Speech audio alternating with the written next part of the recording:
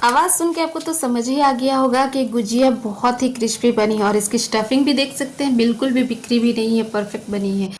Hello everyone, आपका स्वागत करती हूँ मैं अपने सिंपल रेसिपी ब्लॉग में। तो गुजिया बनाने के लिए यहाँ पे सबसे पहले मैंने एक परात ले ली हूँ और परात लेने के बाद यहाँ पे अब मैदे को मैं छान लूँगी। तो यहाँ पे आप एक कटोरी मैदा और एक कटोरी आटा भी ले सकते हैं, लेकिन यहाँ पे मैं मैदा ले रही हूँ तो बस 2 कटोरी यहाँ पे मैंने मैदा ले ली हूँ। और ये जो मैं कटोरी बता रही हूँ तो ये छोटा वाला कटोरी है, अगर बड़ा कटोरी है तो आप एक ही कटोरी ले सकते हैं, मतलब अगर आपको ज़्यादा बनाना है तो और भी ले सकते हैं। तो यहाँ पे तो मैंने छोटा कटोरी मतलब कि छोटा कटोरी है तो 2 कटोरी मैदा ले ली हूँ। उसके बाद यहाँ पे मोइन के लिए यहाँ पे मैं डालडा ले रही हूँ, तो डालडे को थोड़ा सा पिघला ली हूँ और पिघलाने के बाद यहाँ पे 2 चम्मच मैंने डालडा डाली हूँ अब मोइन के लिए। तो यहाँ पे अच्छे से इस तरह से हाथ से रगड़ रगड़ के इस तरह से मोइन लगा लेंगे। और यहाँ पे अगर ज़्यादा हम लोग डालडा यूज़ करते हैं या फिर घी डालते हैं तो घी यूज़ कर सकते हैं, तेल भी यूज़ कर सकते हैं। तो ज़्यादा यूज़ करेंगे तो फिर छानने के बाद क्या होगा कि गुजिया तेल तेल जैसा लगेगा, मतलब कि तेल ज़्यादा पी लेगा गुजिया। तो यहाँ पे मोइन अच्छे से लगने के बाद फिर यहाँ पे हल्का हल्का पानी डालते हुए इस आटे को मैं बांध लूँगी। तो आपको ध्यान देना है कि आटे को अच्छे से मतलब कि बांध लेना है, एकदम रोटी बनाते हैं वैसे गूँथना नहीं है, मतलब गूँथना है एकदम बहुत नरम नहीं गूँथना है, समझिए कि टाइट ही गूँथना है। तो बस यहाँ पे इसीलिए मैं एक बार में पानी नहीं डालते हुए थोड़ा थोड़ा करके बारी बारी पानी डालते हुए इसे अच्छे से आटे को बांध लूँगी। और आप आटे को देख सकते हैं कि थोड़ा सा मैंने टाइट ही रखा है। और उसके बाद यहाँ पे एक बर्तन लेके इसे अच्छे से ढक के साइड में रख दूँगी। तब तक मैं यहाँ पे एक गुजिया बनाने के लिए स्टफिंग तैयार कर लूँगी। तो उसके लिए यहाँ पे मैंने कढ़ाई ले ली हूँ और कढ़ाई में 1 चम्मच यहाँ घी डाल दी हूँ। और उसके बाद यहाँ पे ड्राई फ्रूट्स में काजू और बादाम ले ली हूँ। अगर आपके पास और ड्राई फ्रूट्स है तो पिस्ता भी ले सकते हैं, किशमिश भी ले सकते हैं, मतलब आपका जो मन जो आप ले सकते हैं। लेकिन यहाँ पे मैं सिर्फ काजू और बादाम ले ली हूँ। और उसके बाद लेने के बाद इसे अच्छे से भून के निकाल लूँगी। और उसके बाद यहाँ पे ये सूखा हुआ नारियल का बुरादा है, जिसे हम लोग बुरादा बोलते हैं, नारियल का बुरादा, जिसे डेसिकेटेड कोकोनट भी है कहा जाता है। तो इसे लेके अच्छे से भून लूँगी। और यहाँ पे इसका रंग चेंज होने तक अच्छे से एकदम मीडियम फ्लेम पे ही भूनना है, इसे हाई फ्लेम पे नहीं भूनना है, एकदम मीडियम स्लो फ्लेम पे इसे अच्छे से भूनने के बाद इसे भी निकाल लूँगी। और इसका देखिए मतलब कि अगर गुजिया के स्टफिंग में अगर नारियल का बुरादा डालते हैं तो गुजिया का टेस्ट बहुत ही अच्छा आता है।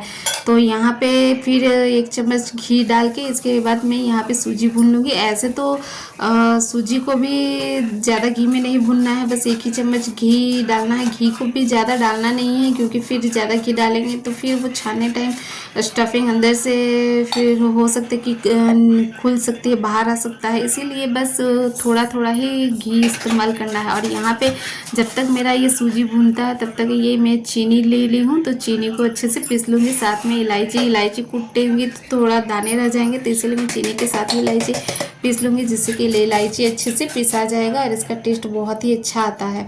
तो इस तरह से अपने स्वाद अनुसार यहाँ पे मैं कम मतलब कि मेरे यहाँ ज़्यादा मीठा नहीं खाया जाता है, तो बस 1 कटोरी ऐसे इतनी सारी स्टफिंग के लिए यहाँ पे 1 कटोरी भर के चीनी लीजिएगा तो मीठा मतलब कि बराबर हो जाएगा। यानी कि अगर ज़्यादा मीठा खाते हैं तो 1 कटोरी ले लीजिएगा, और नहीं तो कम मीठा खाते हैं तो मैंने आधा कटोरी ही चीनी ली हूँ। और आधा कटोरी में थोड़ी सी चीनी मैंने पीस ली है, थोड़ी सी ऐसी ही रखी हूँ, ऐसे ही डालूँगी। और उसके बाद यहाँ पे फिर ये मैंने मावा ले लिया है, तो मावा को यहाँ पे मैं घी डाल के नहीं भूनूंगी, बस ऐसे ही डाल के इसे भी अच्छे से भून लूँगी। मावा को थोड़े से भूनेंगे तो इसका टेस्ट गुजिया में बहुत ही अच्छा आता है।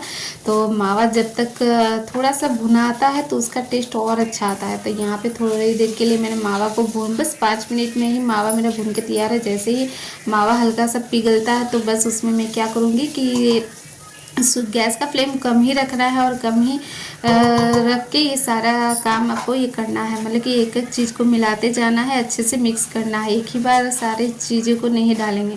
तो यहाँ पे पहले मैंने सूजी को डाला है जिससे कि मावा अच्छे से सूजी में सोक हो जाए, यानी कि अच्छे से मिक्स हो जाए और सूजी थोड़ी सी मावे में जाके अच्छे से मिक्स होके फूल भी जाएगी। और इसके बाद इसे अच्छे से मिक्स कर लूँगी और मिक्स करने के बाद यहाँ पे मैंने नारियल का बुरादा भी डाल के इसी तरह अच्छे से मिक्स कर ली हूँ। और उसके बाद यहाँ पे जो मैंने चीनी पीसी थी, चीनी और इलायची, तो इसे भी अच्छे से मिक्स कर लूँगी।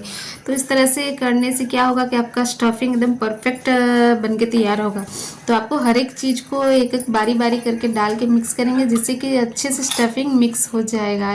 और यहाँ पे फिर जो ड्राई फ्रूट्स है उसे भी अच्छे से मैंने यहाँ पे मिक्सी में ही हल्का सा क्रंच कर ली हूँ। आप ऐसे ही बेलन से क्रंच कर सकते हैं। आप देख सकते हैं कि ये मावा मिक्स करते करते मेरा चम्मच भी टूट चुका है।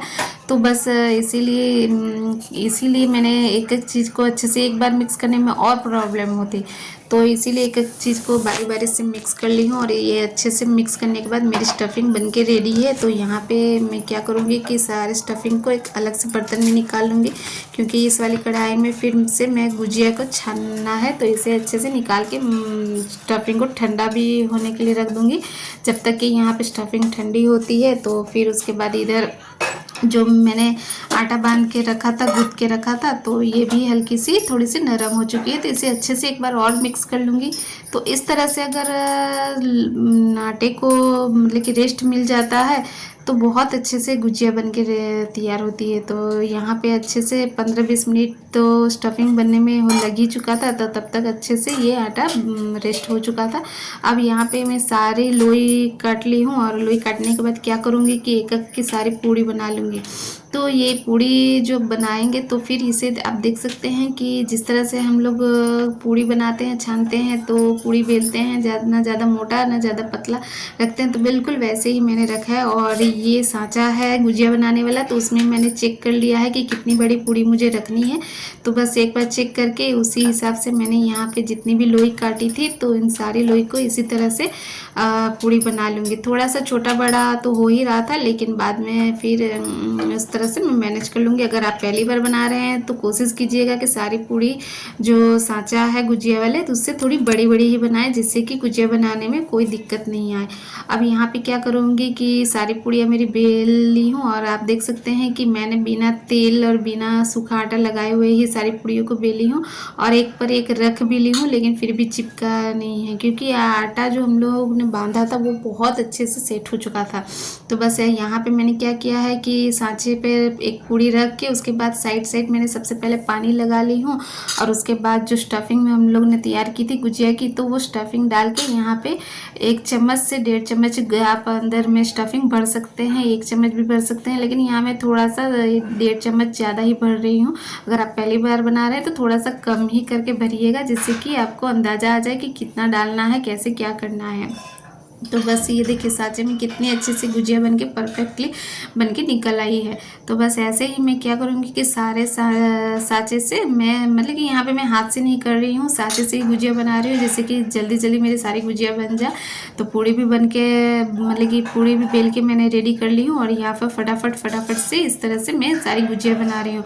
अगर आप स्टफिंग पहले डालते हैं और बाद में पानी लगाते हैं तो भी चलेगा, आप वैसे भी बना सकते हैं, या तो पहले पानी भी लगा लेते हैं साइड से, उसके बाद स्टफिंग डाल के इसे अच्छे से मतलब कि गुजिया को बनाते हैं तो भी बना सकते हैं। तो आप एक बार देख सकते हैं, मैं आपको पास से दिखा रही हूँ कि किस तरह से मैंने सांचे पर पूड़ी रखी है और उसके बाद बीच में स्टफिंग और साइड से पानी लगा के इसे अच्छे से इस तरह से दबा के इसे अच्छे से जो बचा हुआ आटा था इसे भी निकाल लूँगी और निकालने के बाद एक बार फिर से प्रेस कर लूँगी और उसके बाद ये देख सकते हैं कितने अच्छे से ये मेरी गुजिया बन के निकल चुकी है।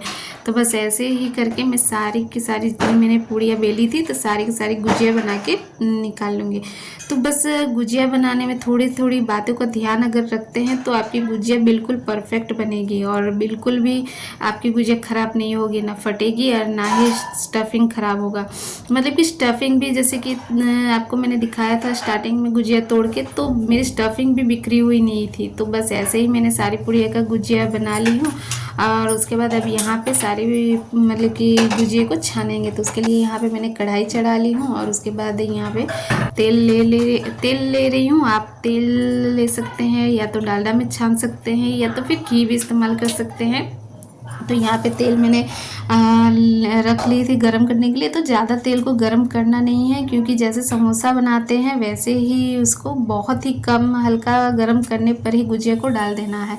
ज़्यादा तेल गरम हो रहेगा और डालेंगे तो गुजिया ज़्यादा गरम तेल में नहीं छाना जाता है, इसे थोड़ा सा हल्के गरम तेल में ही डाला जाता है, जिससे कि ऊपर गुजिया के ऊपर बबल्स नहीं आए। नहीं तो अगर आप ज़्यादा तेल गरम हो और गुजिया डाल देंगे तो क्या होगा कि गुजिया पर बबल्स आने लगते हैं।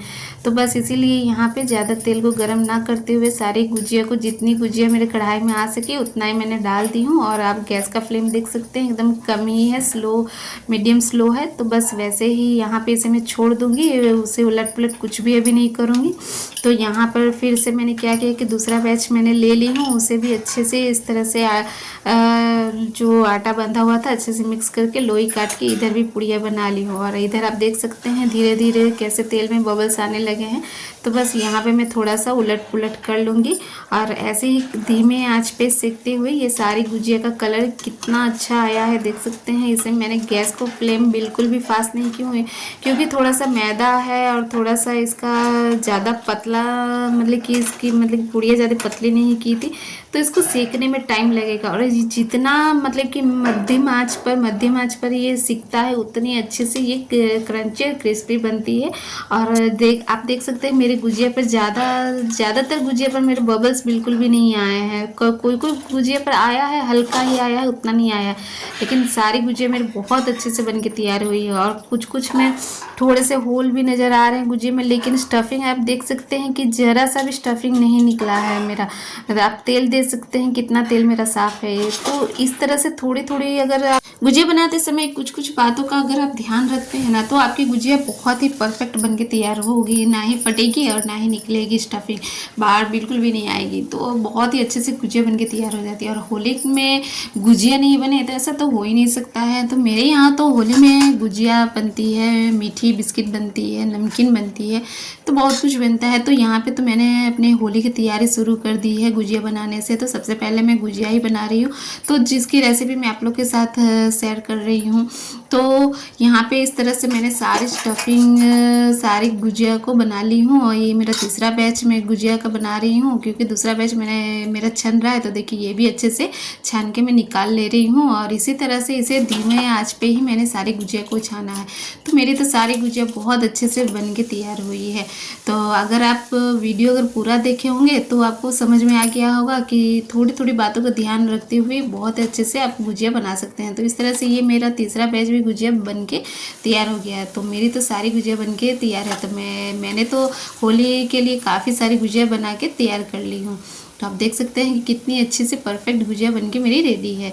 तो आपको अगर ये मेरे आज का सिंपल रेसिपी ब्लॉग कैसा लगा, अगर अच्छा लगा हो तो प्लीज़ मेरे चैनल को लाइक, सब्सक्राइब और कमेंट जरूर से करें। तो आप यहाँ पे गुजिया का आवाज़ भी सुन सकते हैं कि कितने मतलब कि क्रिस्पी बन के तैयार हुई है। तोड़ने पर स्टफिंग भी देख सकते हैं बिल्कुल भी बाहर नहीं आई है, तोड़ने पर कहीं बिखरा हुआ नहीं है। तो बस आज के लिए आप लोग को ज़रूर बताइएगा कि मेरी रेसिपी आपको कैसी लगी।